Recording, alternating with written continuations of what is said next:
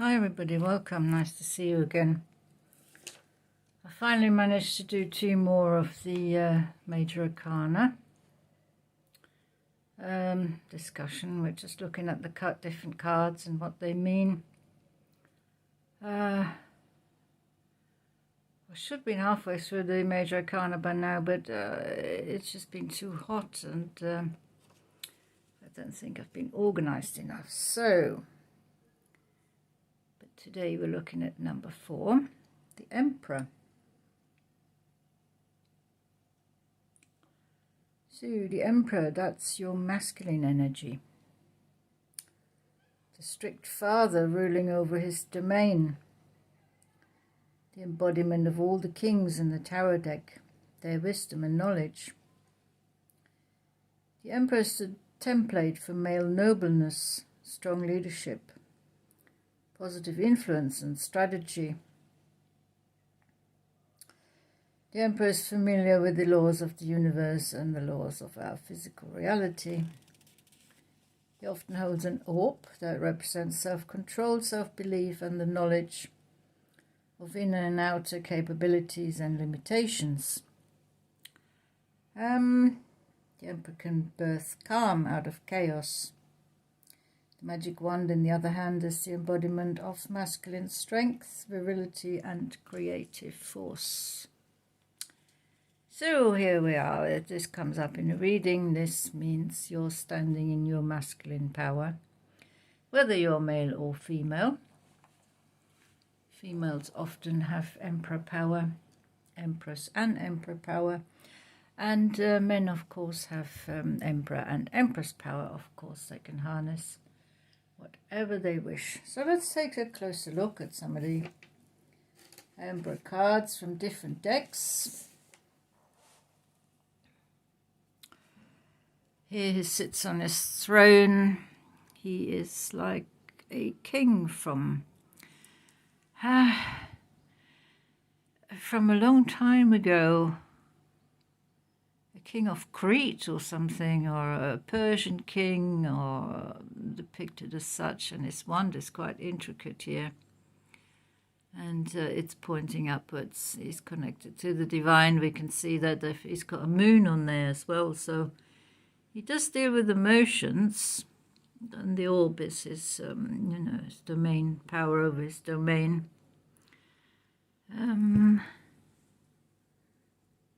He has a rose of, is that a fish? Yeah, it's a fish, not a rose. Yeah, he's like an ancient god, really, depicted here. He's got wings. Or is that the... No, there's a little winged being here behind him here. A little phoenix or something. So, yeah, he has a watery domain, maybe. This particular one. There's a lot of animal depictions in here. Even the throne here looks a bit like some sort of an animal. So, yeah, self-assured emperor. In this card here, it's just called the authority over his domain. He knows what's going on. He knows what the people are up to. He commands respect. But he's fair. He's a fair authority. He tries to keep balance in the kingdom, in his domain, because of number 4. And here he's the Egyptian pharaoh. Got Tutankhamun's golden death mask on here. And he has 2 crossed wands, and one's a rose and one's just a wand. So he's holding here the rose of love and emotions, so he can be emotional.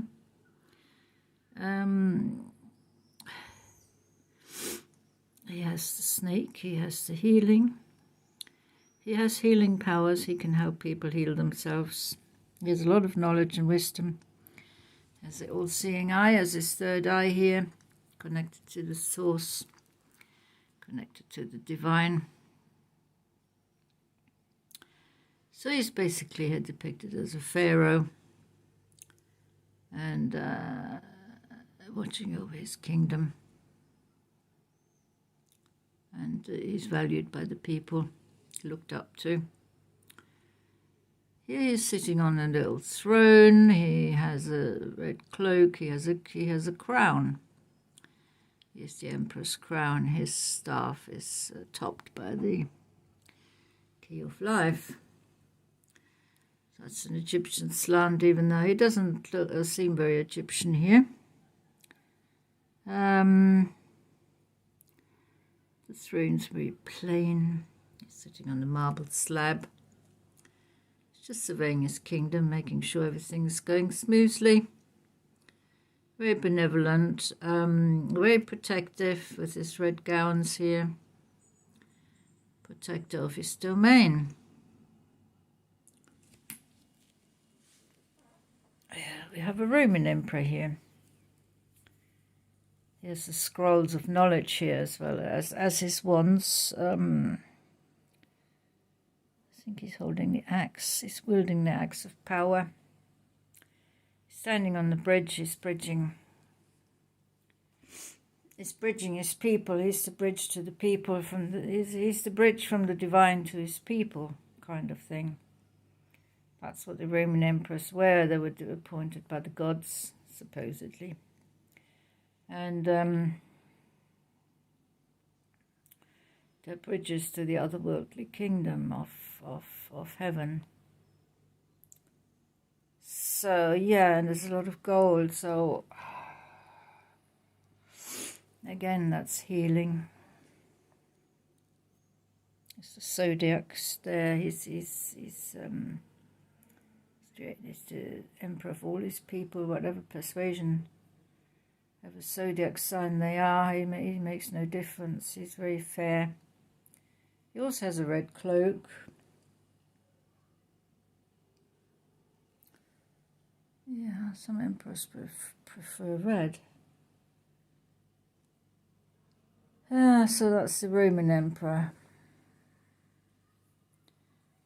So he's actually wanted to rule the world, of course, but it didn't quite work out that way. So, the emperor. This is a comfy looking, sumptuous. Look at that coat.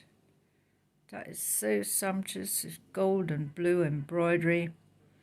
And he's got his beautiful leopard there with him. He's got a big cat here, watching from the back. He's connected to the divine. Got a very impressive staff, and he's adorned with emeralds. So he may rule by his heart, not so much with his intellect, but he's very much tuned into his people's hearts. He's connected to the people. They find him adorable. They find him fair. They find him very enigmatic. And they feel close to them. He's not some distant figure sitting on a throne somewhere. He's standing right here amongst his people. And he's standing in his power. So, there's another one here on some marble slabs here with his throne. He has a shield. He has the Ankh again, the key of life, on top of his wand. So this is an ancient Egyptian symbol that seems to have carried forward in the emperor lines. Some of them, they recognize that as the key of life. He's looking very benevolent. He doesn't look very fierce. But he's strong of character, and he's wearing a lot of green. So he's tuned into his heart chakra, his emotions, as well as the rational mind. We can see this square here on this. This is the connection to God. Well, what you call your creator, your source, your universe. So he's tuned into that, the universal creator. And yeah, he's benevolent to his people. And the last one, that's a bit of an enigma, really. He's on his knees. He's being protected by a very healing dragon. The dragon of white purity. He's trying to purify him. He's got no staff. All he has is like a knight's uniform. It's not chainmail, but it's metal. The metal uniform of a knight. Perhaps he's being anointed to the job of emperor. In his kingdom here, he has to elevate from the knight to the emperor and making a big jump. But I think I'm fantasizing a bit here. But yeah, he's definitely protected by the divine, and he's going through a healing process, actually. So he can be of use to his kingdom, his emperordom. So you can see how different the emperor can be depicted. Very interesting ways, interesting way of clothing, interesting staffs, and the Egyptian theme keeps popping up with the ankh, and here with the mask of Tutankhamun. The Roman theme, that's 2 Roman emperors here. Also very strong. I think the Romans modelled themselves on the ancient Egyptians. And yeah, all standing strong, connected to the divine. So I hope you enjoyed this little walk through the Emperor card. So when the Emperor turns up, you're standing in your masculine power. You're an authority in your field. You're an authority on people, probably, or you're in a leading role quite often. And you're very well read, and you have lots of knowledge and wisdom. Right, thank you for watching. Hope you enjoyed this. Hope to see you in the next reading, which will be the... what's next? Let me have a look. Oh yeah, the Hierophant.